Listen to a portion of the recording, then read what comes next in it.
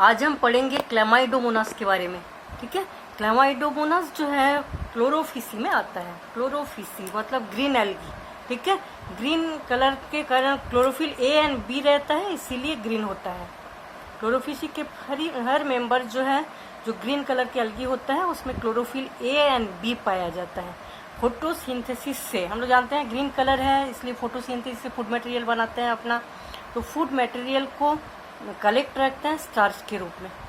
ठीक है, जो फूड मटेरियल फोटोसिंथेसिस से बनता है वो स्टार्च के रूप में कलेक्ट रखता है। और इसमें जो क्लोरोप्लास्ट पाया जाता है उस क्लोरोप्लास्ट के अंदर पायरिनॉइड्स रहता है। ठीक है, क्लोरोप्लास्ट के अंदर पायरिनॉइड्स रहता है, क्लोरोफिल ए एंड बी पाया जाता है और रिजर्व फूड मटेरियल स्टार्च होता है। तो क्लेमाइडोमोनास जो होता है बहुत बड़ा जीनस होता है, क्योंकि ज़्यादातर सभी जगह में पाया जाता है। पानी में पाया जाता है, सॉइल में पाया जाता है, बर्फ़ में भी पाया जाता है, मतलब सभी जगह पाया जाता है। अभी तक 400 टाइप के स्पेसीज क्लेमाइडोमोनास का खोजा गया।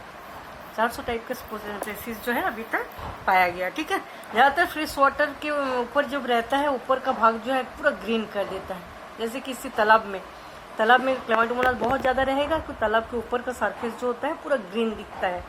ठीक है, तो ऐसे जगह में पाया जाता है ज़्यादातर। ये तो फ्रेश वाटर एल्गी है, क्लेमाइडोमोनास जो है फ्रेश वाटर एल्गी है, लेकिन ऐसे जगह में पाया जाता है जहाँ ऑर्गेनिक मैटर ज़्यादा है और नाइट्रोजन सॉल्ट ज़्यादा रहता है। जिस वाटर में नाइट्रोजन सॉल्ट ज़्यादा रहता है, ऑर्गेनिक मैटर ज़्यादा होता है, मतलब गंदे पानी में, ज़्यादातर गंदे पानी में ही क्लेमाइडोमोनास ज़्यादा पाया जाता है। ठीक है, इसके कुछ स्पेसीज जो होता है टेरेस्ट्रियल होता है। टेरेस्ट्रियल मतलब सॉयल में पाया जाता है।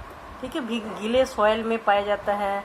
राइस फील्ड मतलब धान के खेतों में पाया जाता है, नदी के आसपास, लेक के आसपास।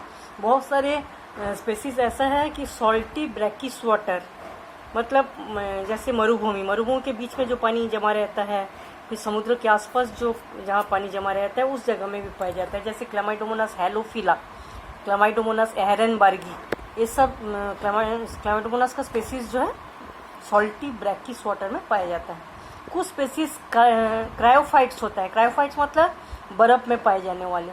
एल्पाइन रीजन में, आर्कटिक रीजन में जहाँ पूरा बर्फ जमा रहता है साल भर, वहाँ भी क्लेमाइडोमोनास के कुछ स्पेसीज पाया जाता है। ठीक है, जैसे क्लेमाइडोमोनास निबेलिस, क्लेमाइडोमोनास निबेलिस जो है उसमें एक रेड पिगमेंट पाया जाता है, हिमेटोक्रोम। तो जो बर्फ होता है उसमें क्लेमाइडोमोनास निबेलिस रहता है, तो बर्फ पूरा लाल लाल दिखता है। ठीक है, क्लेमाइडोमोनास निबेलिस जो है उसमें जो पिगमेंट पाया जाता है रेड पिगमेंट, हिमेटोक्रोम। और कुछ क्लेमाइडोमोनास के स्पेसीज ऐसा होता है जो येलो ग्रीन कलर का होता है, क्लेमाइडोमोनास येलोस्टोनेंसिस। ठीक है, येलोस्टोनेंसिस, उसमें वो भी बर्फ में पाया जाता है और बर्फ के ऊपर येलो ग्रीन कलर का लेयर दिखता है। येलोस्टोनेंसिस येलो ग्रीन होता है तो येलो कलर का लेयर दिखता है, और क्लेमाइडोमोनास निबेलिस रेड कलर का बर्फ के ऊपर लेयर दिखता है। ठीक है, ये सब बर्फ में पाए जाने वाले क्लेमाइडोमोनास होता है।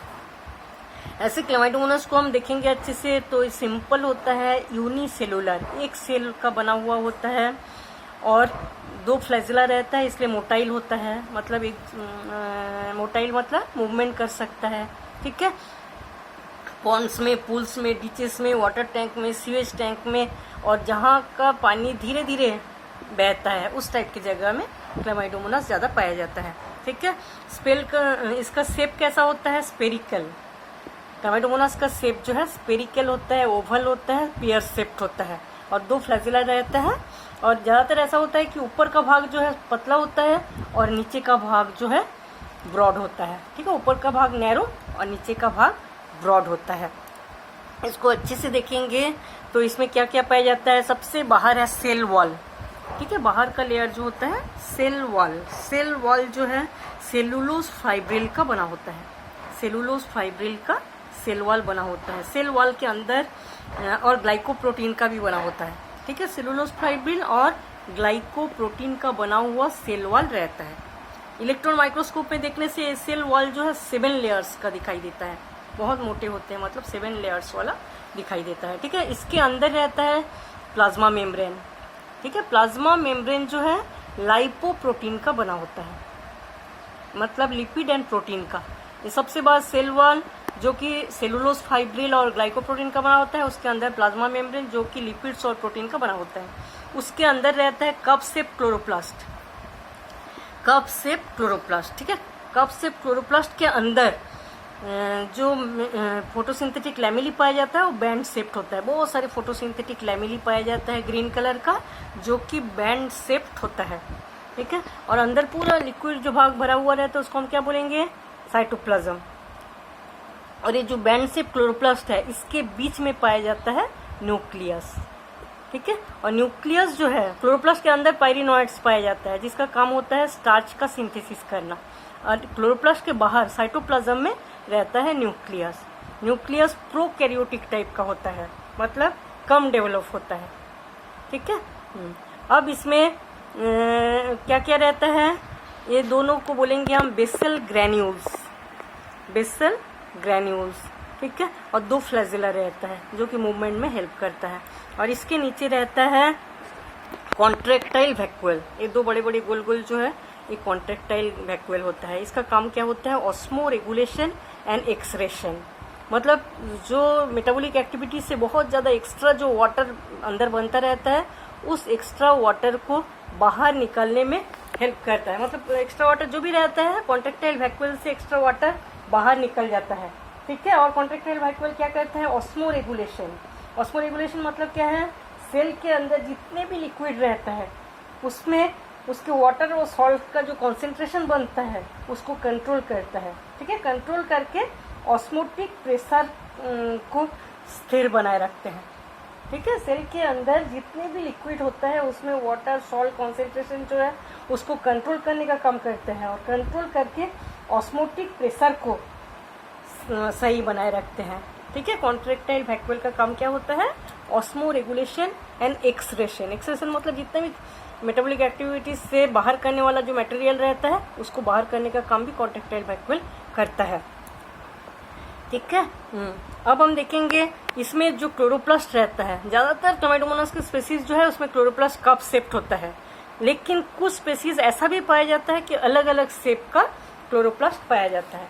जैसे क्लामाइडोमोनास बाइसिलिएटा, उसमें एच शेप क्लोरोप्लास्ट पाया जाता है। क्लामाइडोमोनास रेटिकुलेटा, रेटिकुलेट क्लोरोप्लास्ट पाया जाता है। क्लामाइडोमोनास म्यूसिकोला, उसमें पैराइटल क्लोरोप्लास्ट पाया जाता है, ठीक है। क्लामाइडोमोनास ओराचने, उसमें स्टिलेट क्लोरोप्लास्ट पाया जाता है। क्लामाइडोमोनास स्टिनी, इसमें एक्साइल क्लोरोप्लास्ट पाया जाता है। इस टाइप से ज़्यादातर कप शेप क्लोरोप्लास्ट पाया जाता है, लेकिन क्लामाइडोमोनास को बहुत सा स्पेसीज ऐसा है जो अलग अलग टाइप के क्लोरोप्लास्ट भी पाया जाता है। तो क्लोरोप्लास्ट जो है इसके अंदर क्या पाया जाता है, पायरिनोइड। पायरिनोइड के चारों ओर स्टार्च का शीट पाया जाता है। कुछ क्लामाइडोमोनास में पायरिनोइड्स जो होता है 2 होता है, जैसे क्लोरोप्लास्ट डिबर याना, ठीक है। इसमें 2 पायरिनोइड देखा गया है। बहुत कुछ क्लामाइडोमोनास का स्पेसीज ऐसा होता है जिसमें बहुत ज़्यादा पायरिनोइड पाया जाता है, जैसे क्लामाइडोमोनास जिगांटिया, इसमें देखा गया है कि पायरिनोइड्स बहुत ज़्यादा पाया जाता है, ठीक है। ऐसा माना जाता है कि पायरिनोइड जो है स्टार्च का सिंथेसिस करता है, ठीक है। क्लोरोप्लास्ट के एंटीरियर साइड में, एंटीरियर मतलब ये जो क्लोरोप्लास्ट जो है इसके ऊपर की ओर भाग में पाया जाता है आई स्पॉट, इसको हम क्या बोलेंगे, आई स्पॉट, ठीक है।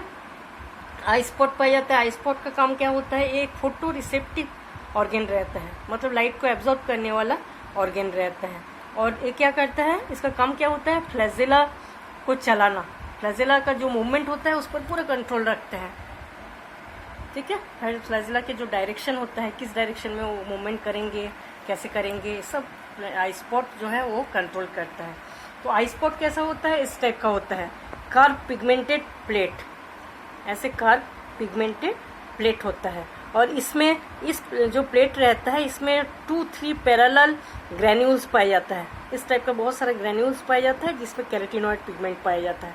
और उसके आसपास पूरे थाइलेकॉइड, थाइलेकॉइड मतलब क्लोरोप्लास्ट पाया जाता है, ठीक है। और क्रोमेटोफोर मेम्ब्रेन, ये सब क्रोमेटोफोर मेम्ब्रेन रहता है, इसको हम क्या बोलेंगे, थाइलेकॉइड। और एक कर्व प्लेट रहता है आई स्पॉट, और इसके बीच में क्या पाया जाता है, 2-3 पैरेलल ग्रैन्यूल्स कॉन्टेनिंग कैरोटीनॉइड, जिसके अंदर कैरोटीनॉइड पाया जाता है, ठीक है। तो आई स्पॉट पूरी तरह से फ्लैजिला के जो मूवमेंट रहते हैं उसके डायरेक्शन को कंट्रोल करता है। ये था। और क्या था इसमें, कॉन्ट्रैक्टाइल वैक्यूल हो गया, बेसल ग्रैन्यूल्स हो गया, 2 फ्लैजिला है और एक कप से क्लोरोप्लास्ट, और ये यूकैरियोटिक है इसलिए माइटोकॉन्ड्रिया, राइबोसोम, पूरे सेल ऑर्गेनेल्स इसमें पाया जाता है। ठीक है, आई स्पॉट पाया जाता है, पायरिनॉइड पाया जाता है, क्लासिप्ट उसके अंदर। और ये था इसका मॉर्फोलॉजी, क्लामाइडोमोनास का मॉर्फोलॉजी एंड स्ट्रक्चर। अब हम देखेंगे इसके रिप्रोडक्शन ऑफ क्लामाइडोमोनास। क्लामाइडोमोनास में रिप्रोडक्शन 2 टाइप का होता है, एसेक्सुअल एंड सेक्सुअल रिप्रोडक्शन। ठीक है, एसेक्सुअल रिप्रोडक्शन ज़्यादातर क्लामाइडोमोनास में फेवरेबल कंडीशन में पाया जाता है। फेवरेबल कंडीशन में एसेक्सुअल रिप्रोडक्शन जूस्पोर से होता है। ठीक है, फेवरेबल कंडीशन मतलब अनुकूल परिस्थितियों में जूस्पोर से एसेक्सुअल रिप्रोडक्शन होता है। लेकिन कुछ प्रतिकूल परिस्थितियों में एप्लेनोस्पोर, हिप्नोस्पोर, पाल्मेला स्टेज और कभी कभी सिनजूस्पोर से भी रिप्रोडक्शन होते देखा गया है। ठीक है, तो सबसे पहले हम लोग देखेंगे जूस्पोर्स। जूस्पोर्स में क्या होता है, फेवरेबल कंडीशन जब रहता है तब जूस्पोर का फॉर्मेशन होता है। ठीक है, इसमें जो क्लेमाइडोमोनास है सबसे पहले इसके फ्लैजिला गायब हो जाता है। फ्लैजिला गायब होने के बाद ये रेस्टिंग पीरियड में पड़े रहता है। ठीक है, फ्लैजिला गायब हो गया, गायब होने के बाद रेस्टिंग पीरियड में पड़े रहता है। पड़ने के बाद क्या होता है, इसके अंदर के जो प्रोटोप्लाज्म है सिकुड़ जाता है। प्रोटोप्लाज्म सिकुड़ने से जो सेल वॉल है उससे प्रोटोप्लाज्म अलग होने लगता है। ठीक है, इसके बाद क्या होता है, इसके अंदर के जो न्यूक्लियस है उसमें डिवीजन चालू हो जाता है, माइटोटिक डिवीजन। पहले 2, फिर 4, फिर 8 से 64 तक भी देखा गया है डिवीजन होते हुए। ठीक है, ज़्यादातर क्लामाइडोमोनास में ऐसा देखा गया कि 8 ही होता है। ठीक है, 2 से 4, 4 से 8 होता है। उसके बाद क्या होता है, 8 जब बहुत अच्छे से बन गया, इसके अंदर के कॉन्ट्रैक्टाइल वैक्यूल, फ्लैजिला सब बन जाता है। बनने के बाद इसके चारों ओर के जो मदर क्लामाइडोमोनास रहता है उसका वॉल जो है रप्चर हो जाता है, खराब हो जाता है और ये क्लामाइडोमोनास बाहर निकल जाता है। ठीक है, ये था जूस्पोर्स। एक एक को बोलेंगे हम लोग जूस्पोर। जूस्पोरेंजियम के अंदर जूस्पोर्स रहता है। ठीक है, अब हम देखेंगे एप्लेनोस्पोर। एप्लेनोस्पोर का फॉर्मेशन जो है अनफेवरेबल मतलब प्रतिकूल परिस्थितियों में होता है। इसके अंदर जो क्लामाइडोमोनास है इसके अंदर जो प्रोटोप्लास्ट रहता है कई भागों में बढ़ जाता है। 2 से 16 तक डॉटर सेल बनता है, चारों ओर पतले लेयर बन जाता है और बाद में रप्चर हो जाता है। रप्चर होके पूरे बाहर निकल जाता है और सब एक एक क्लामाइडोमोनास बन जाता है। ठीक है, इस टाइप का जो स्पोर बनता है इसको हम बोलेंगे एप्लेनोस्पोर। ठीक है, इसके अंदर के जितने प्रोटोप्लाज्म हैं कई भागों में बढ़ जाता है और हर भाग जो है एक एक क्लामाइडोमोनास बनाते हैं। इसको हम बोलेंगे एप्लेनोस्पोर। इसमें एप्लेनोस्पोर में क्या रहता है, इसका वॉल थिन वॉल रहता है, पतले वॉल। लेकिन हिप्नोस्पोर जो है, एप्लेनोस्पोर और हिप्नोस्पोर सेम ही है, लेकिन हिप्नोस्पोर जो है बहुत ज़्यादा प्रतिकूल परिस्थितियों में बनता है। बहुत ज़्यादा प्रतिकूल परिस्थिति, जैसे जो बर्फ़ में पाए जाने वाले जो क्लामाइडोमोनास होता है उसमें, जैसे क्लामाइडोमोनास लिमेलिस, ये सब में देखा जाता है। ठीक है, इसमें एप्लेनोस्पोर में जैसे थिन वॉल रहता है, इसमें थिक वॉल। इसमें भी प्रोटोप्लाज्म कई भागों में बढ़ जाता है, हर भाग में न्यूक्लियस भी बढ़ जाता है, साइटोप्लाज्म भी बढ़ जाता है और हर भाग एक एक क्लामाइडोमोनास बनाता है। लेकिन इसका जो लेयर होता है मोटा लेयर होता है, थिक लेयर, इसको हम बोलेंगे हिप्नोस्पोर। ठीक है, ये भी अनफेवरेबल, बहुत ज़्यादा एक्सट्रीम अनफेवरेबल कंडीशन में हिप्नोस्पोर का फॉर्मेशन होता है और अनफेवरेबल कंडीशन में एप्लेनोस्पोर का फॉर्मेशन होता है। ठीक है, अब देखेंगे पाल्मेला स्टेज। कई बार अनफेवरेबल कंडीशन में ये जो क्लामाइडोमोनास होता है उसके बाहर का जो लेयर रहता है वो जिलेटिनस हो जाता है। जिलेटिनस और म्यूसिलेजिनस, जो बहुत ज़्यादा सॉल्ट में, बहुत ज़्यादा वाटर स्टोरेज रहता है, वो सब जगह में कई बार इसके बाहर का लेयर जो होता है म्यूसिलेजिनस हो जाता है और इसके अंदर की प्रोटोप्लाज्म भी म्यूसिलेजिनस हो जाता है।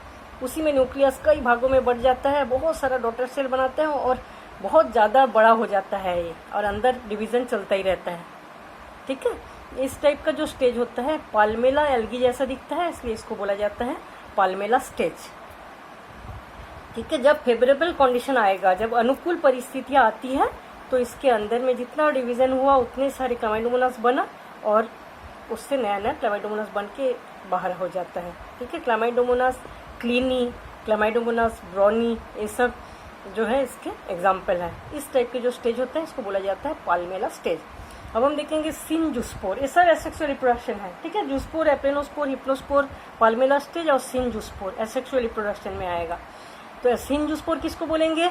जो कुछ क्लामाइडोमोनास ऐसा होता है जो मल्टी न्यूक्लिएट, मतलब बहुत सारा न्यूक्लियस रहेगा और मल्टी फ्लैजिलेट, बहुत सारा फ्लैजिला रहता है, इस टाइप का स्ट्रक्चर बनाते हैं। इसको हम बोलेंगे सिनजूस्पोर्स, ठीक है।